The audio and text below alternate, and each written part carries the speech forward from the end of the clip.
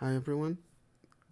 This is the first part of my debunk series where I will go over a certain video that I deem is necessary to cover. Does this normally mean that I pre-prepare things to help me shut down cases in the video? Yes and no. Sometimes I like to surprise myself, but other times I just want to be able to break down the subject or video in this case with more methodical hands, you should say. Uh, I skipped forward a little bit mainly to get ahead because it feels like a little waste of time going into the 27 seconds. Mainly because it's just going over the poll on how he got to this fight. The video we're watching, Neji versus Rock Lee. Two Naruto characters up against each other. These two have a long rivalry in the series, and they're two side characters that a lot of people really like. Now, let's get into the video. Last solo versus battle video, which was Guy versus Pain, I'm not going to spend a whole lot of time breaking down the abilities of both characters for two reasons. The first is that I'm going to have to split the fight into two different rounds. The first being part 1 Lee versus part 1 Neji, and the second obviously being Shippuden Lee versus Shippuden Neji. Here's the thing, right? Like, both of these characters, neither of them really have a whole lot of feats. Lee really has his fight with Gaara to speak for what he's capable of in part 1, and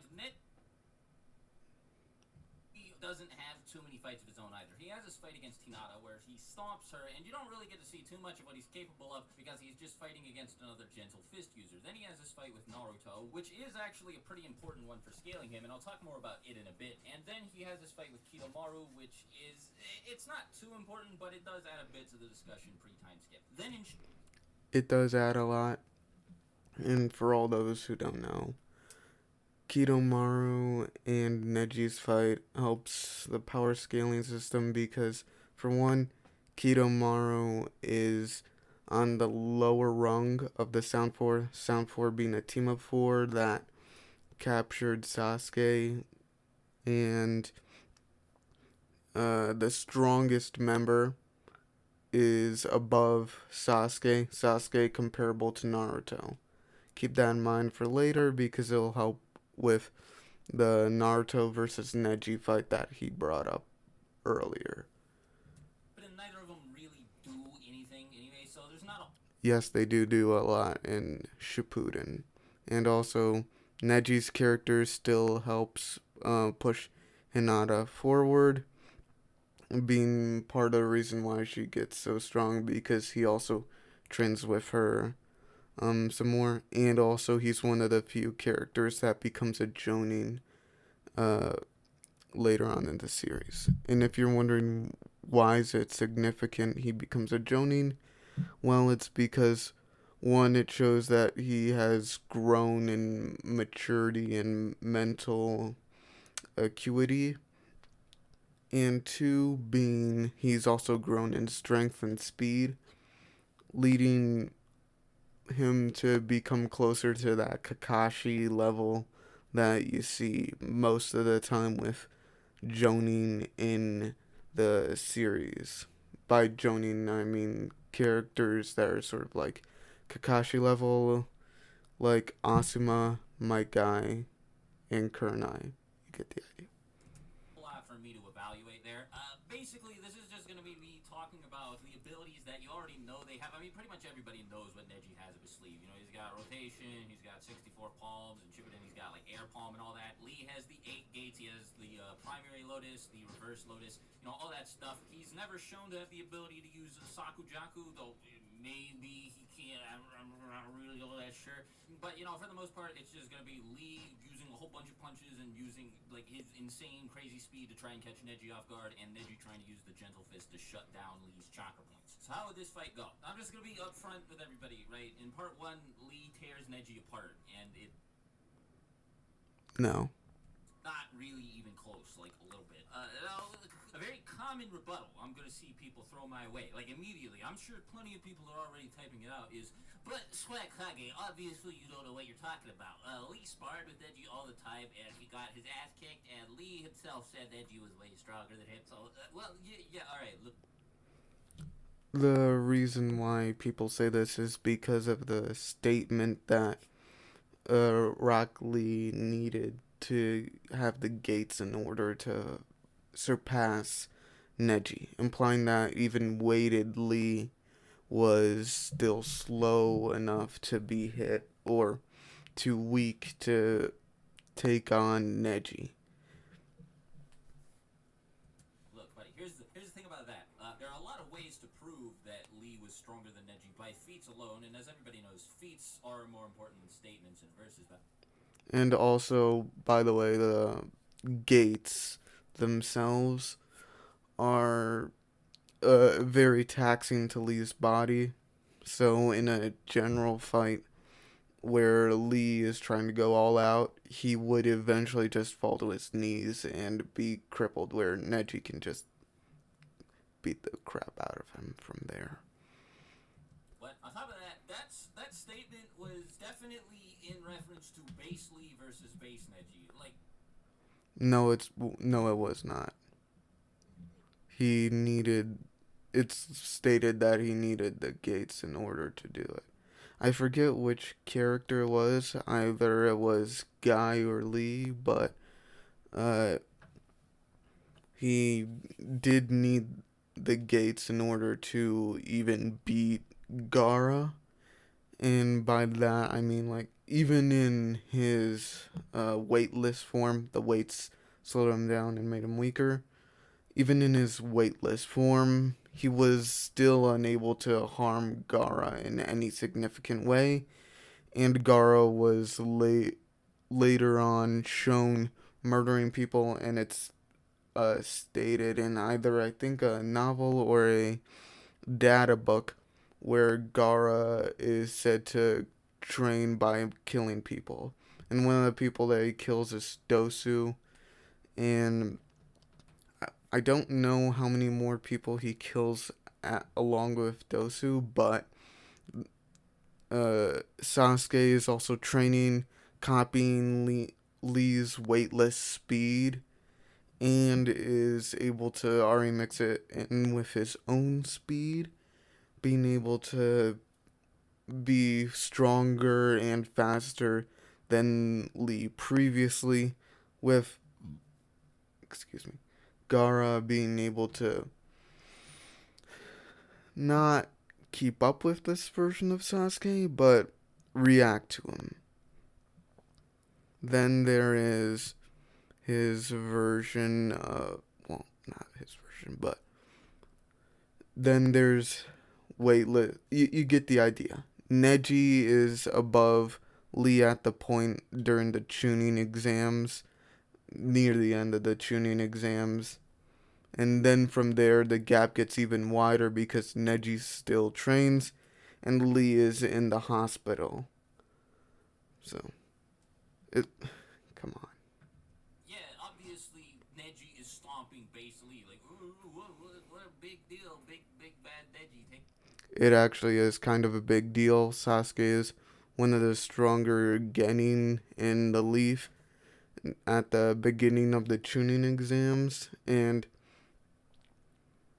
this is a big deal because he takes out Misume or Misumi. I can't really with that name, but he is comparable to Konkuro. Uh, no, not Konkuro. Yoroi. Yoroi was tricked by Konkuro, and Konkuro destroyed him. And Sasuke barely got a W out on Misume, and Misume and Yoroi are practically the same. This essentially helps make a gap in between the sand Genin and the leaf Genin, with it still being at the beginning of the tuning exams, so the gap is seemingly getting wider. with Neji being somewhere around the top, Lee with the gates, and then Sasuke like right here. Lee gates, Lee without gates, and then Sasuke down here. Why is this important? Lee without gates and Lee with the weights on beat the crap out of Sasuke, who had two Tomoe, which increases his reaction time and lets him predict his opponent's moves. This is important because it helps establish the idea that you still need to be fast enough to react to your opponent's moves so you can even fight them fairly. And so, come on, it's a basic knowledge of this series. Fucking fodder character who couldn't even fight like Dosu and Zaku. And I say it was definitely in. Dosu's not fodder. He was manhandling weighted Lee above Sasuke, and Sasuke is one of the most important characters in the series. Come on, man. To base Lee, maybe Lee with like the first gate open because he probably attempted to use the primary Lotus on Neji. But I know for a fact this statement was not in reference to Lee with the third gate, fourth gate, or fifth gate open, because when Neji saw Lee using the gates in his fight against Gaara, at least the gates that actually transformed his body, turned his skin red, all that juicy stuff, he was shitting himself, right? He looked at Lee like he was a total stranger. He was like, there's no way this is the same kid that has been on my team for the past year, right? Like, this just doesn't make any sense. Where did Lee get all this power? He's very surprised by the fact that Lee is capable of tossing Gaara around like... Agreed, which is why I brought up the statement from earlier, which also surprises me because why are you saying all that stuff about why Lee is stronger than Neji in base, even though there's way less Lee in... Come on. Write a good script. And also, when I say that, don't try and say, oh, so you think you're better than him? No, what I'm saying is you had time to prepare, space your words out right, and do research. Yeah, this video is already turning out a little messy. Ragdoll, despite the fact that nobody should even be able to damage this guy. So, once we get that statement out of the way, let's talk about why Lee is objectively faster than and stronger than Neji. Well, first of all, I'm pretty sure that you can't fucking argue that Neji is faster than third gate Lee, fourth gate Lee, or fifth gate Lee. It's just like Kakashi had to lift his headband and start using his Sharingan to observe Lee's movements, and he didn't have to do that. Something that a lot of people don't remember when Lee is moving around is that Kakashi had to do this, putting fifth gate Lee's speed on the level of Kakashi. If you're wondering how fast this Kakashi would be, he would essentially be around in the middle of the speed of light and the speed of lightning. He would be faster than lightning, but slower than light. And in the Sharingan increases your reaction time with the Sharingan. After every single Tomoe comes out, there's 3, increasing your reaction time even more, to the point that someone looks like they're in slow motion. In the battle between Neji and Hinata. Now, granted, Neji might have been holding back against Hinata, but Naruto with the QB cloak was able to keep up with Neji, and this wasn't Naruto with the tailed QB cloak, or even with his whiskers exaggerated and his eyes colored red. This was the weakest form of a QB buff Naruto. No, it wasn't. See, this is the second... Okay, so this is the second time that it's used. So, an example of when it was used, but I think this is a weaker version before Naruto could at least handle one cloak. Was the first time that he used this power was against Haku, and this being the second time. You can tell because his eyes, one are red, and two, there's an orange cloak around him, obviously. But another thing is the strength and speed differences now negated to a degree, with Naruto being able to blow right through Neji's rotation, along with how Naruto was able to just plow through Haku's attack. So I don't really get why he said that wasn't a big amp. So he was still able to keep up with Neji's speed. As a matter of fact, he was able to overpower him, but I'll get into that later. So the fact that this Naruto was able to keep up with Neji should definitely show you that Lee is much faster than. no, as I went, as I explained before, no. Neji at the end of the tuning exams basely, weightlessly, gatedly.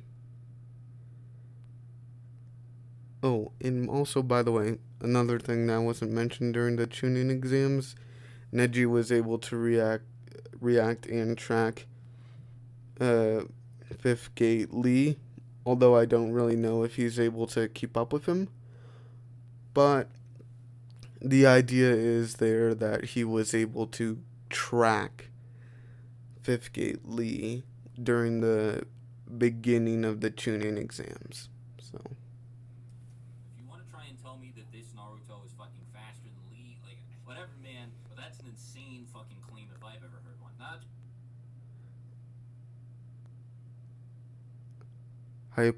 hyperbole insult. Come on, man. because Lee's faster than Neji doesn't necessarily mean that he will win the fight, right? Like, you know, if Neji's strong enough to deflect Lee's attacks, like with rotation per se, he can outlast Lee with the fourth or fifth gate open and attack him while he's down or while his body is recovering from the recoil damage, right? And well, no, Neji will not be able to tank any of the hits from Lee. As a matter of fact, I'd go so far as to say that if not for the fact that Gaara had cushioned himself in the tuning exam preliminaries, he probably wouldn't have been knocked unconscious. I think you can say with confidence that this kid would have fucking died. At the very No. A really good example of why Neji would, at the very least, would be able to handle this version of Gaara would be how uh, Weightless Lee is able to move faster than Gaara's sand can block the attack, and so he's still able to get a hit off, but his hits don't really do anything. By do anything, I mean do a lot of damage. Decent damage in the form of, like, knock him away and draw blood, or Gaara says, wow, that really hurt. In Fifth Gate, he has his armor being torn apart, but Weightless, it wasn't. So, again, Weightless and Basely are getting shredded by Neji. And there's no evidence to say that Lee's activation of the gates would be anywhere fast enough to allow him to hit Neji before he could block. And also that reference to Neji's reaction time that I said earlier during the beginning of the tuning exams will matter later for Neji's part 1 scaling. his durability is crazy, and I certainly can't see Neji tanking the fucking full power reverse Lotus, right? But even He doesn't. I don't know if he brings up an example of how powerful the reverse Lotus is, But for all those who don't know, it's hitting your opponent several times, knocking them around like a ping pong, and then smashing them right in the ground. Um, Neji, Neji's durability might not seem all that impressive, mainly because he was one hit KO'd by Naruto.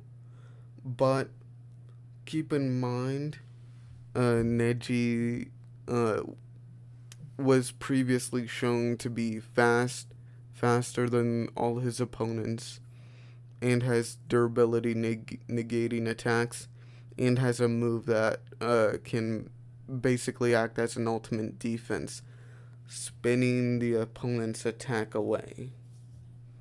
So Neji wouldn't exactly have the best durability if he was training, is what I mean. Because his fighting style is all about hitting the opponent before they can hit him. So it's easy to say that he wouldn't have the best durability. And if you're wondering about later on Neji, most of the attacks Neji gets hit by are all piercing attacks, and blades don't really equivalent for concussive damage. Even if you want to make the argument that Lee won't even be able to hit him because Neji can just use rotation, that's not true either, because the same Naruto that I was talking about earlier, who certainly isn't stronger than 5th Gate Lee, It's not exactly about strength, it's about speed, and plus, that did create the friction between the two colliding. Naruto's chakra and Neji's made a pretty big hole in the ground, and Neji was dazed by the attack, with Neji being knocked out after one punch. If you're wondering how strong base Naruto is, we don't really get a whole lot, but we do know that Naruto, right after this, fights transformed Gaara, who's able to go toe to toe with Chunin exam Sasuke, who has, I would arguably say, large building level durability and large building level attack. Wait, no, not large building level attack power.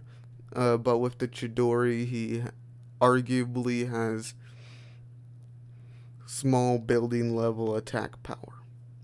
Naruto, on the other hand, with 2 added punches using his Shadow Clone technique, he can knock Gaara away, sending him flying. Although the attack didn't really do a whole lot, it still is impressive either way because it shows how strong Naruto is physically. And also, for all those saying it's a mental amp, yes, mental amps make characters really strong in Naruto, but the case being, we don't really know how big a mental amp would be to someone, especially when it's based on emotions, like how Naruto was angry at Gaara because he wanted to protect his friends, and Gaara was about to kill Sasuke and Sakura. So, we don't really even know. was able to overpower Neji's rotation with a fucking kunai knife. He was able to cancel it out. If like borderline base Naruto can do that and then go on to one-shot Neji, there's no way he'd survive a barrage of taijutsu attacks from Lee, even with like the 3rd gate open, much less the fucking 5th. Now, I did think of a counter argument that you can make with regards to this fight, and that is that Naruto, without the extra Nine Tails chakra that he received during the battle against Neji, was able to damage Gaara in his pseudo Jinchuriki form. And, well, yes, Gaara in his semi-tailed beast state was damaged by Naruto, but this was by 2,000 fucking clones attacking him at once. Again, it wasn't just the 2,000 clones. Just one version of Naruto was able to send him flying, so imagine 2,000 times the damage dealt to your body when you can take that much damage. And when I say you can take that much damage, I mean like uh Gara, imagine, so Gara has large building level durability. If you hit him with just car level durability, it wouldn't do anything to him. By car level, I mean like enough power to bust down a wall. By wall, I mean wood wall. So you'd be able to bust down a wood wall, but it doesn't really do that much damage, and it doesn't move him at all. All you're doing is hurting yourself because the car can't take the damage. Then you have someone or a bomb that's able to destroy a small building. Then bam, you're able to move him a little bit. Now summon 2,000 small, then get 2,000 small building bombs, and you're suddenly able to tear that large building durability character apart. You get the idea. It's just multiplication of Naruto's power. Before he summoned all of those shadow clones, Gaara was fucking ragdolling Naruto. He made him look like a total bitch, and there was nothing. It was taking apart Naruto, to be fair, but Naruto was still able to perceive him. He wasn't being blitzed, so Naruto, keep that in mind. it was after he summoned those clones that he was finally able to do some damage to Gaara, and even then, he almost died. He got caught in a sand coffin, and if he hadn't summoned Gamabunta, then he would have gotten crushed to death. Plus, it's also pretty easy to argue that Gaara was weakened, as he just tanked a Chidori, and had even been nicked by one when he fought Sasuke in the arena. And now, obviously, Gaara was just fine after this. He was still able to stand up and fight. It wasn't like he was gravely injured from it, but again, you can't argue that maybe he was weakened, and that's why Naruto was even able to damage him in the first place. Now, I think the final nail in the coffin for Neji pre-time skip is the fact that during his battle with Kidomaru, he was, for whatever reason, unable to use rotation in time to deflect the arrow that nearly... Because the arrow moves really fast. And it's also stated either in a data book or by Kidomaru, I forget which, but it's able to move at lightning speed. Neji is still able to prepare for the attack and move around where he's still able to, if he was fast enough, dodge it, but showing the level of reaction time he has. But Kidomaru was learning about Neji's reaction time and used the fact that Neji has a blind spot right here. Neji has 360-degree vision, and he went for the blind spot, and Kidomaru's arrows, he can manipulate where they go. So he was trying to hit Neji with all he had and exhausted Neji to the point that he couldn't block, but it still shows that Neji was still fast enough to, at the very least, react to this lightning-based attack. Well, no, not lightning-based, lightning speed. But you get the idea. Neji is slowly getting closer to 5th Gate Lee. Now you see what I mean by I think this video is pretty bad. And I mean, this thing came really close to ending Neji's life, without a shadow of a doubt. In order to save him, the Leaf had to get this crazy medic circle where all of these medical ninja had to keep swapping out every few hours and just pouring like all of their chakra into this combat. Yeah, he had several holes in him. From his back, the one in his chest from the arrow, and also when the arrow did land, it tore apart several trees when it, from the force of going through Neji. just to save this boy's life. Like, this arrow was serious business, so you would think that knowing this, because Neji's a smart guy, I guarantee that he would be able to figure out if this arrow were to pierce him, he'd be done for. Especially because in the fight, he does see just how fast and strong it is, like, firsthand. It pierces. The arrow, by the way, is also able to make a crater that seemingly looks like it's 2 meters in diameter, and it didn't vaporize or uh, destroy the ground with explosive power. It seems like the force pulverized everything, cratering it. So Tree right next to him, and he looks pretty terrified of it. Point is, you'd think Neji would want to stop this thing, and he would know better than to let it hit him, right? So why didn't he use rotation? There are two explanations for this. One, he wasn't fast enough to do it, or two, he thinks he could use rotation to stop it, but it wouldn't be strong enough to deflect the arrow. There is a third possible explanation for it as well, I guess, and that is that Neji didn't have the sense of timing that he needed. exactly. The arrow was already getting close to his feet. He's not fast enough to hit it, but he's fast enough to react to it in time. Like a normal police officer is able to dodge gunfire, but does that mean that they're as fast as a bullet? No.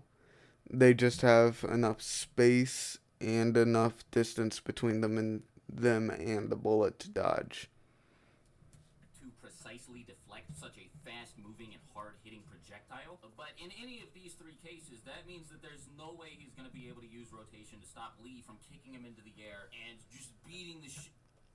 I would say Neji, at this point, when he's getting this close to Lee's speed in fifth gate, I would say he would be able to hit third gate Lee, but not fourth or fifth.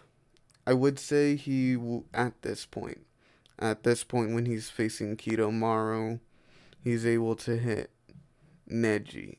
I mean, no, not Neji. Lee.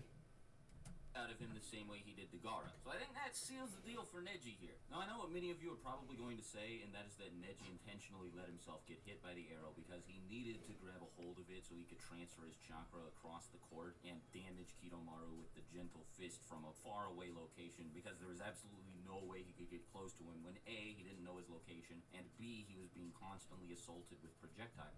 Exactly. Not to mention, Kidomaru kept moving from place to place, so there was really no way Neji was going to get a grasp on where he was. I guess I could go even more into detail about the reasons Neji needed to land this long-range gentle fist attack, because there are more of them, but that's not necessary. The main point is that Neji needed to hit Kidomaru. Why is it not necessary to know all the context, Swag? It's almost like you want your favorite character to win, because if you do tell everyone who's not well informed, it would make one of your more favorite characters the winner.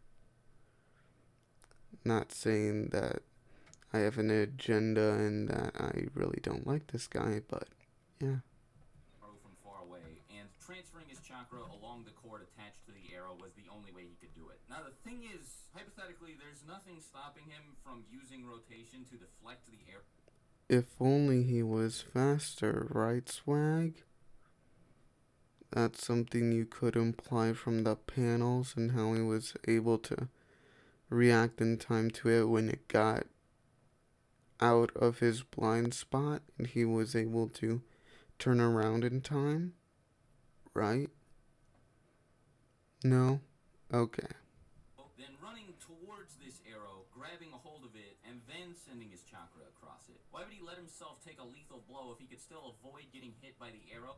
He couldn't avoid it. It was already getting close to his foot. By the time he turns around, it would get closer to his foot and his chakra would start getting spun around to do rotation. Again, go through the script, fix it up. And managed to secure the win against Kidomaru. Maybe you can argue he didn't have enough chakra to perform a rotation, which is a fine argument, I guess, but it is a pretty good argument. He did 64 palms, which all his moves do require a decent amount of chakra, as Neji's own straightforward move, the Byakugan, well, it's not really a move, it's more of a booster, constantly takes in chakra. 64 palms is using chakra with each hit, and remember, it is 64, so boom. He also has to use 64 to, or even more attacks, 64 or more hits to block the barrage of needles, spiders, get rid of all the webbing to be able to negate any form of damage, because the chakra would also create some distance between him and the attack. And also count in all the times that Neji uses rotation. Rotation is sort of a match for a Kurama boost. I would say a QB boost, if you're wondering. A QB boost is equal to Curse Mark version 2, with the Curse Mark being able to increase a person's physical power by 10 times along with their chakra. Sasuke two has the two versions in his Curse Mark. The one that increases his chakra and the one that increases his physical abilities. Kidomaru has the one that increases his chakra. So all throughout the fight, and also it's stated that Kidomaru was just playing with Neji, so another thing for you. So Kidomaru at the beginning was playing with Neji, and then you increase all the times that he makes all these items, and then you also add in the factor of the Curse Mark. Kidomaru really does have the major advantage, and Neji is constantly losing chakra, and he doesn't have the ability to regain it like Kidomaru, so yes. Manga version of this fight, Neji really didn't do a whole lot to expect. Also, sorry if I get really granular. I get really angry when people leave out context. Chakra. I guess he did have a lot of it siphoned from standing in that Earth Dome when the Sasuke would. He did. None of the characters around him had the ability to give chakra to people. He encountered Jirobo, but then again, Kiba and Shikamaru didn't seem to have this problem. They were fighting. That's because Kiba's moves require less chakra, as Kiba's moves mainly require a very basic technique, transformation jutsu, and Shikamaru's already is stated to deplete his amount of chakra, and it's not like Shikamaru uses jutsu for every attack. He uses a lot of explosive shuriken. If their chakra reserves were full, and all Neji did was launch a couple 64 palms and use rotation a couple times, it's like, why would he already be out of chakra? At the very, very, very least, I'm under the impression that if he didn't have enough chakra to perform rotation, but using it would have been enough to deflect the arrow, he would have said something about it in his head. Something along the lines of, darn it, if only I had enough chakra to use rotation, I'd be able to stop this thing. But he didn't say that. It's just all of the pieces of evidence lead me to believe that Neji wouldn't have been able to stop this arrow. And I know for a fact, with the third gate open and with...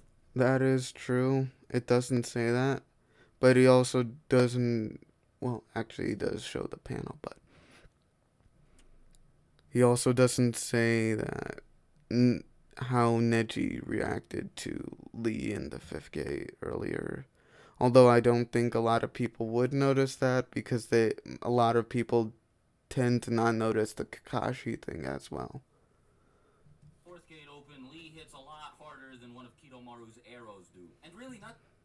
Again, tell me why and how.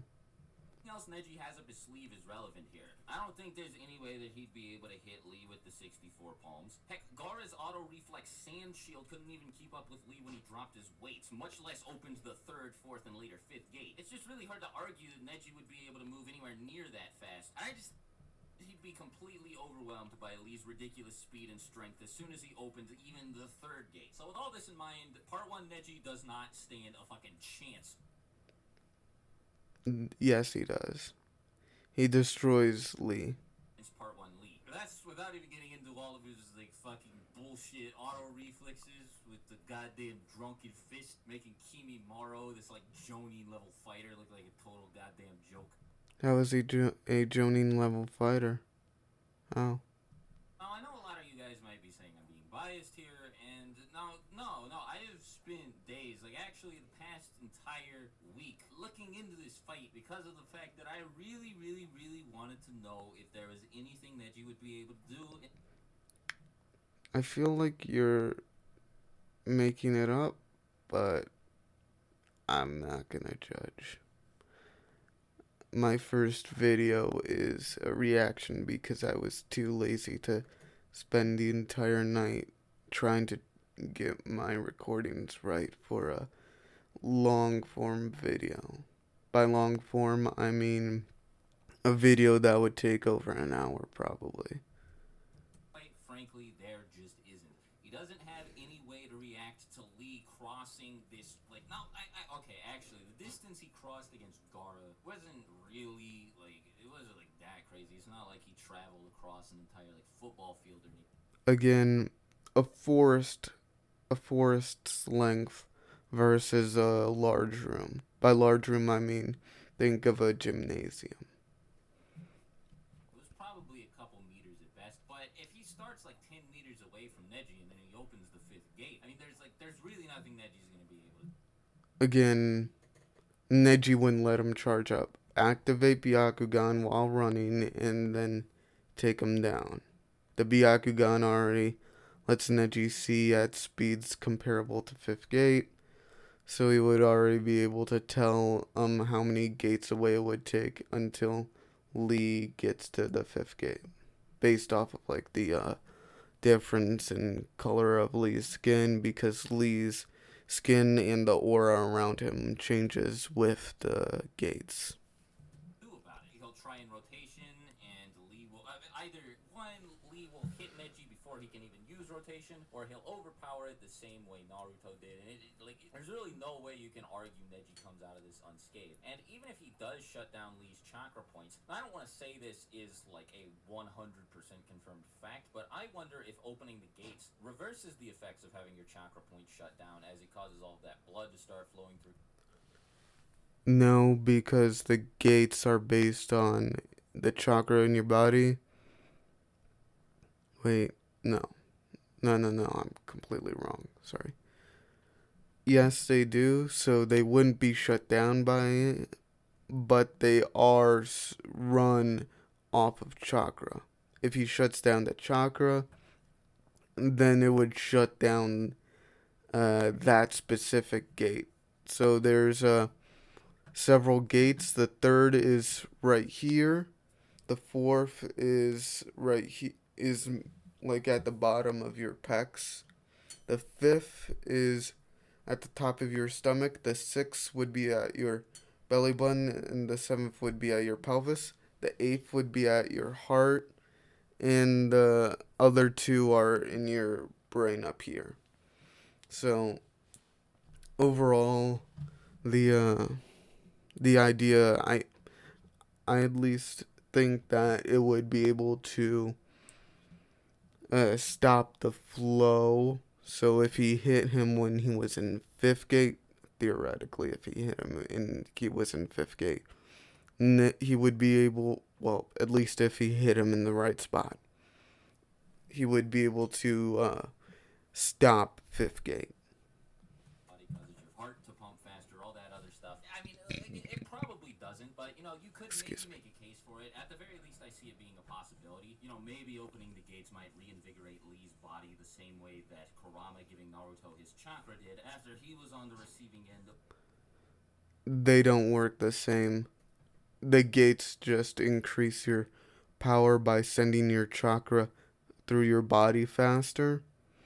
The Kurama chakra is just the tailed beast inside of Naruto. giving Naruto the chakra and overall boosting his body. So one is a inside source that reinvigorates everything. The other is something you already have that one can still be attacked. The other can't be attacked, but like once it's you get the idea if you know everything about the series. The 64 palms. Well, not And everything, but it's not something that I'm going to cling on to in an argument. I just think Lee is far too fast for Neji to handle, far too powerful for Neji to handle, and he doesn't have anything up his sleeve that he'll be able to take Lee out with. Lee's just not the right opponent for him. So now we move on to Shippuden. I disagree. For those of you hoping the answer would change here, it doesn't. And so you guys all know how much I love my man Madara. All right, now I'm not trying to like wank Madara or. Alright, so this is where he gets into Shippuden scaling. So upscaling from there. He doesn't go off of the. I don't think. Seeing this right now, I don't think he's going to start explaining Lee's base. So I'll do it for you, for him. Lee is at the very least comparable to Guy. Guy, who's comparable to Kakashi, and Kakashi is in the middle of light speed to lightning. This would sort of put him in that range, and also Kakashi, Guy, and Lee both train throughout the series. Neji, every other ninja trains. So it would still be higher than that original middle of lightning and light speed. So, but I wouldn't say by much considering Kakashi trains afterwards. But Kakashi and this would sort of put them in the same ballpark. But considering Lee does nerf himself in every fight by wearing the weights, and in this first part of Shippuden, he is wearing the weights on right now. So I do believe that Neji still would have the speed advantage, at least for the first few gates. We don't exactly have any scaling for Neji, but we do have a character that he is said to be above in terms of power, at least for Shippuden. After Shippuden, after he dies, spoiler, sorry. The character who he's constantly shown to be above, Hinata, his cousin, is said to have gotten stronger and thus probably stronger than him. More than likely stronger. Hinata is able to, at the very least, perceive Pain, but not able to tag him. Pain, this main path, is able to react to light speed attacks and is able to fly at the speed of light. Right now, right at that moment, he was able to handle attacks from Sage Mode Naruto, who had physical power on that city block level in terms of raw power with his hits and with his punches. And he dodged all of Hinata's attacks, so I can't say that Neji's physical power skills to Pain, but Hinata at the very least wasn't blitzed by him and also wasn't completely wrecked.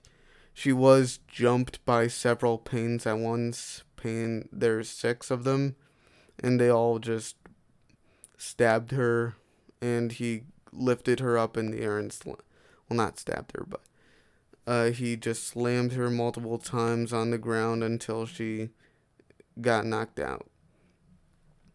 Now, you might be wondering, how is this important to Neji's scaling? Well, this at the very least puts him at this light speed playground. Kakashi, at the very least, at the when he fought Pain, he was at the lower level, and Jiraiya, someone who trains less than the average shinobi because he's a massive pervert who sneaks up on women in bathhouses. He Jiraiya is stated to be above Kakashi at multiple points in the series, particularly at all the points until the war arc, mainly because Jiraiya dies. Again, spoiler, but he would.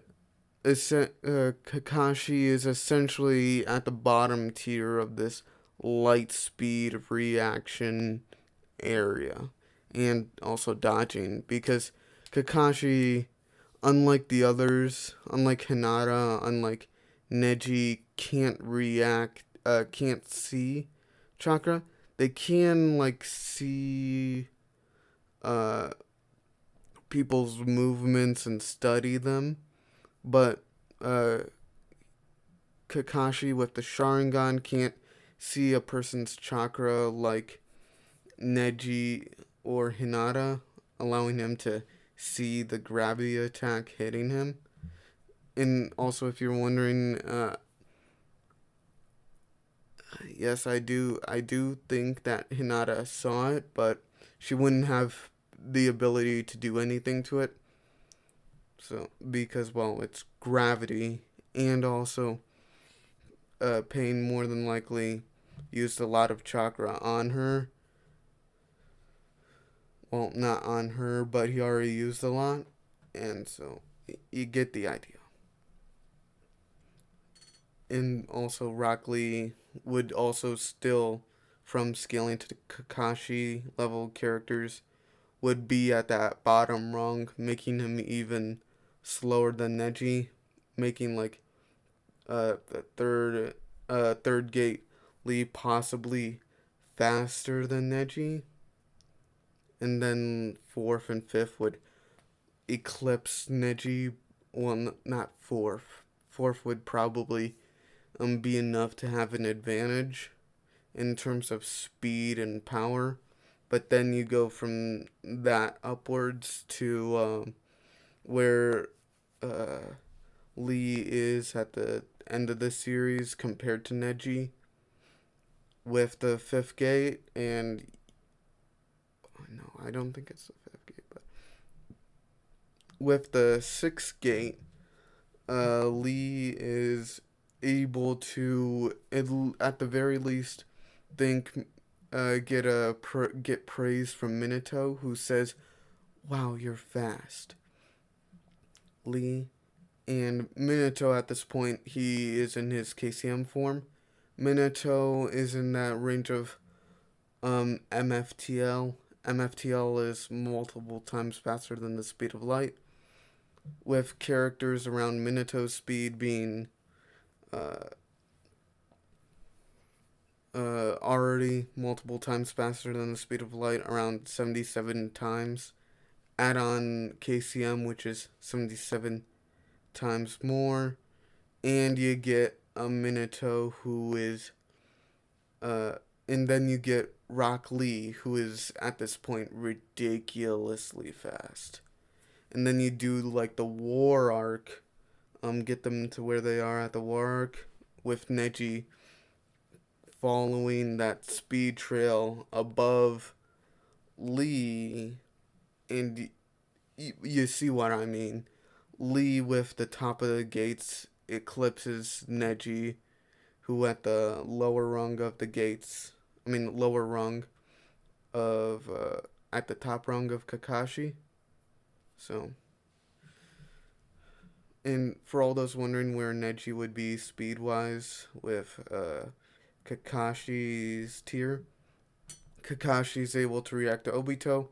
Obito is able to react to KCM2 Sage Naruto, and Kakashi is able to react to those characters' speeds.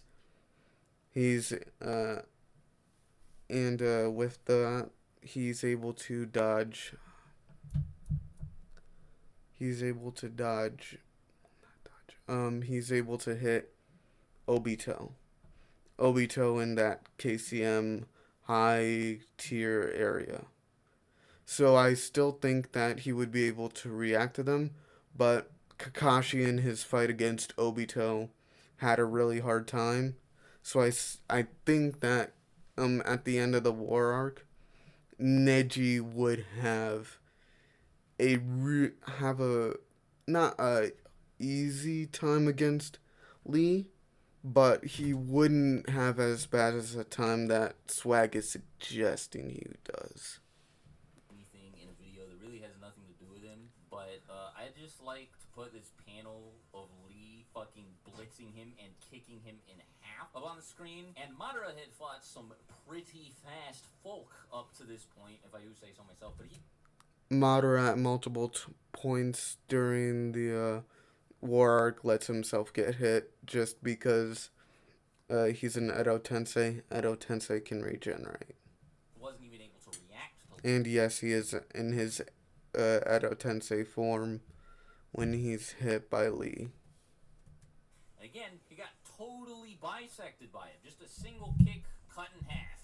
I think you could try and say his durability is up there with Madara's durability and is also up there with Tsunade's. So that's an argument you could make. But then you'd also have to. Oh, like it's worth pointing out. It would be very dishonest of me if I didn't point out that this was when Lee was given one of Naruto's nine-tailed chakra cloaks. But I mean, I'm pretty sure. For all those wondering, Lee can't access his chakra to make himself faster. He can't do any jutsu. So the gates are the only thing he can use. And when you see him later on with this, I would have to see the colored version of when Lee kicks through Madara, but later on, when Lee does the KCM feat that I mentioned earlier, he doesn't have the QB cloak. Everybody would agree with me if I were to say that even if he did give him a buff like that, Neji's not doing anything nearly that crazy, but that's no surprise. The point of the Gentle Fist isn't to cause a lot of physical damage. It's to stop your opponent from hurting you with their chakra, but essentially, yes, it does hurt your opponent. I mean, look at how Momoshiki used it against Naruto. Look at how badly Naruto was injured after Neji hit him with, I think it was 64 palms, but yeah, it does do damage. It just doesn't do the damage equal with the chakra because the chakra that they send out disrupts the opponent's chakra. Called the Gentle Fist for a reason. Very subtle fighting style. It deals with internal damage as opposed to external damage. But Neji's ability to shut Lee's chakra points down with the Gentle Fist here doesn't really matter because if he gets hit by one attack from Lee, he's fucking finished. Lee one-shots him on impact, and that's really the end of the discussion. You want to look me in the eye and tell me that Neji's gonna tank a kick like that? Really? Fuck. I don't think he tanks a kick like that. Kakashi is always and when I reference Kakashi and being on the same tier as Neji, I would also say that he's on the I wouldn't say physical tier. I would say I would upscale from that. From his part one self onto where he is later. But white Zetsus are easily, well, not easily, but they are taken down by Hinata with little, with a modicum of difficulty. And scaling to Hinata, Neji would also, well, scaling above Hinata, Neji would be able to foderize the white Zetsu. You get the idea. Neji is constantly getting stronger and stronger, and Lee is also. Seriously? Nah, I'm not hearing it, buddy. I guess I probably shouldn't use a piece of evidence from the last here, but if you watch the last, there's this part where. You mean a point in time during Shippuden where. Well, not Shippuden, but a point in time where Neji isn't alive? Granted, granted, it is with a bit of assistance, but Lee punches a fucking meteor part with the sick. Alright, I think after this, I don't think I need to continue with the video. It's already getting close to where I want with time, and it's already getting close where I want with the end of the video. So, thank you all for joining me. I will see you next time. Bye.